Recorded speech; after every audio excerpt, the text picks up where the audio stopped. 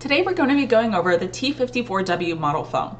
We'll discuss how to put this phone together, what the initialization process looks like, what all the buttons on your phone do, and how to perform basic call functions such as call transfers. So when you first receive this device, it's going to come with the device itself, a handset, a desk phone stand, an Ethernet cord, and a power cord. So to put this phone together, you'll first want to insert the desk phone stand into the back of your device. All you have to do is slide it to the right and you'll hear a locking noise. After that, you'll want to insert the handset cable into the handset port. Now keep in mind that there are two ports here. One of them has a little handset icon, that is your handset port. There is another one with a headset icon, that is for connecting a headset. So you'll want to make sure you're plugging the handset cord into the handset port. After that, you'll want to plug in your Ethernet cable and your power cable.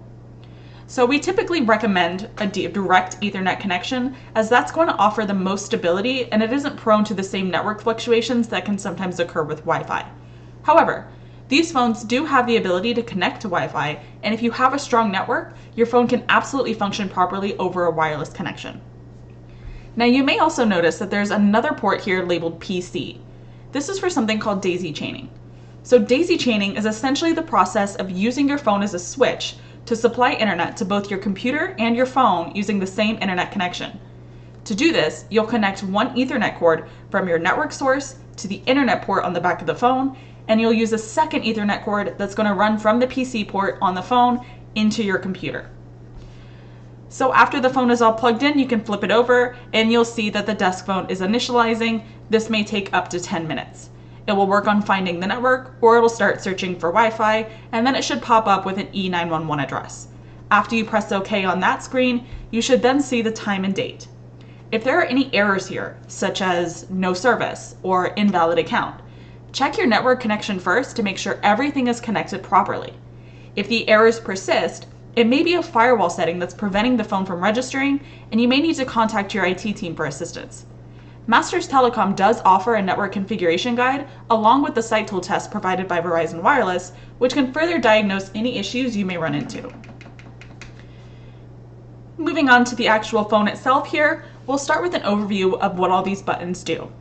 So we of course have our number pad here, which is going to be for entering phone numbers.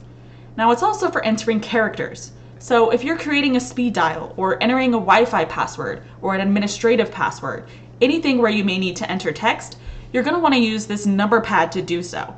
So you can see here that it has these letter keys corresponding to the phone numbers, and it also has the asterisk key, which is where you'll find special characters such as exclamation points and ampersands. Over here to the left, you have your directional arrow keys. These are for navigation.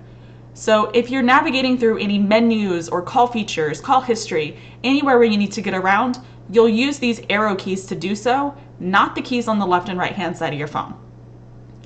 Your center OK button is your enter key, and if you press it from the home screen, it'll also pull up your phone's status. This little X button is your back or exit button. You can also press and hold this from the home screen, and it'll prompt you to restart your phone.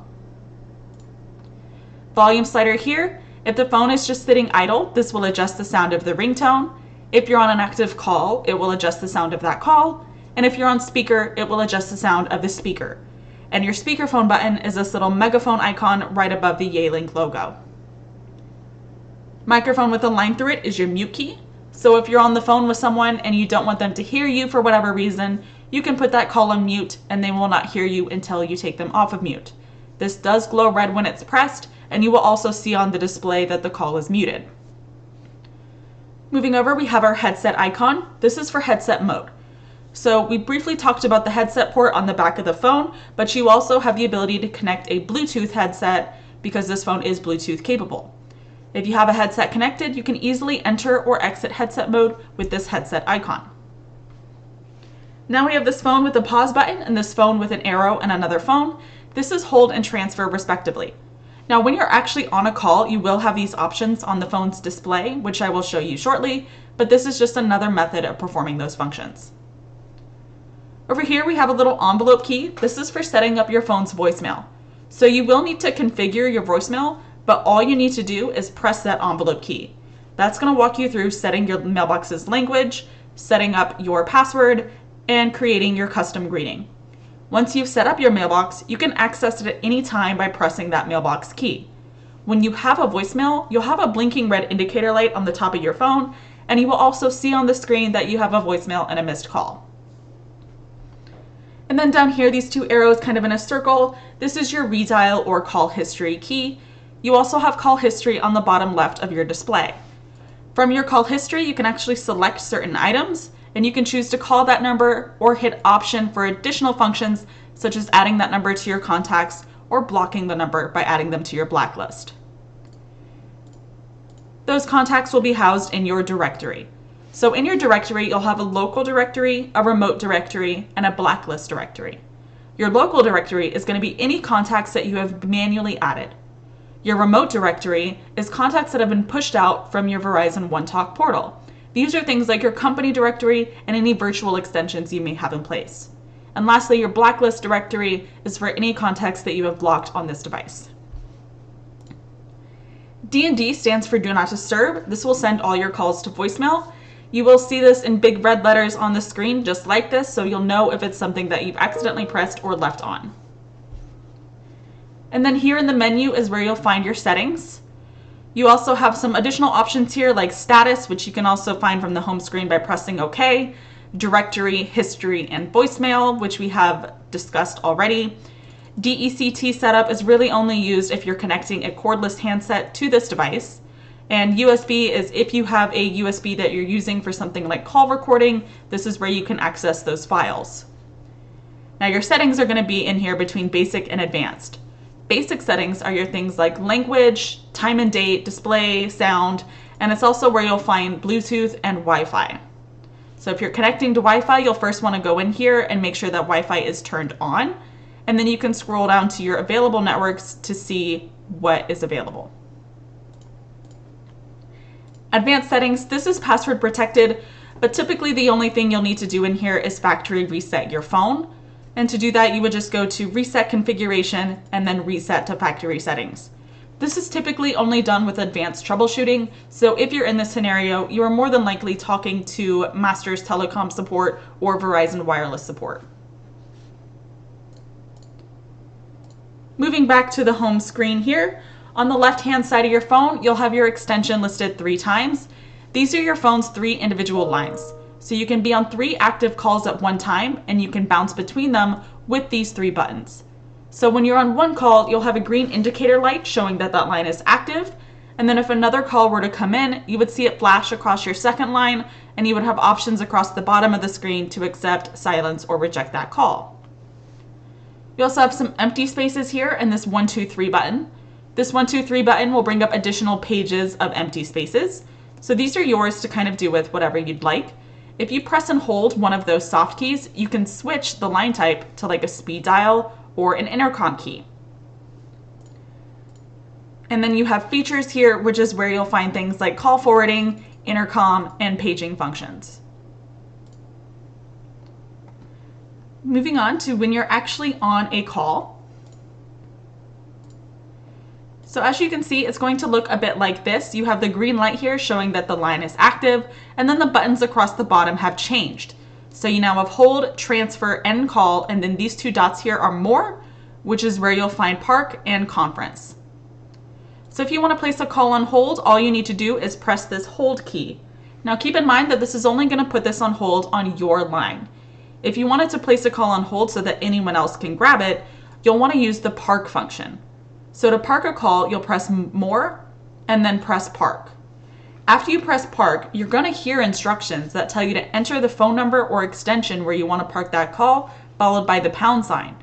You can also park the call to your own number just by pressing pound. When a call is parked on a line, that person will have an audible and visual notification so that they can retrieve that call. If the call needs to be picked up remotely, you can do this from any device just by dialing **88, followed by the extension the call is parked at, and then the pound sign. Now, one of the key differences between transferring and parking is that if you transfer a call to someone and they don't answer, it's going to go to their voicemail. But if you park a call on someone's line and it's not retrieved, it's going to roll back to you when that time frame is up. The default time frame for a call to sit parked is 45 seconds, but this can be adjusted up to 10 minutes in your One Talk portal. Moving on to call transfers. To transfer a call, you just need to press the transfer key. You do not need to put the call on hold first. We actually recommend that you don't. All you need to do is press transfer. That'll automatically put that call on hold, and then enter the phone number or extension where you want to park that call. You do also have access to your directory here, as well as any speed dials you have created. From there, you'll see that the buttons at the bottom have changed again, and you now have options for direct and consult. So these are the two different types of transfers. A direct transfer is just going to send the call directly to that person. So after you hit direct, you're finished. A consultative transfer allows you to announce the call before sending it over. So for this method, you would hit consult, and then it's going to call that person. When you're finished announcing the call, you'll press transfer again to finish sending it over to them. Or if they say they can't take that call, you can just hit end call, and it'll bring you back to that person waiting on hold in the background. And our last item here is conference calls. So conference calls are pretty straightforward. So to do a conference call, you'll just need to open up a second line. So you just press one of your other line keys, enter the phone number or extension that you want to bring in, and then you'll press this more key and then conference. That'll merge those two calls into one. You can have up to 6 people in one conference call, including yourself. So if you wanted to bring someone else in, you would just do those same steps again. Open up another line, and then more conference. Thank you for watching this tutorial video. If you have any other questions about the functionality of your device, please contact your Masters Telecom representative for additional assistance.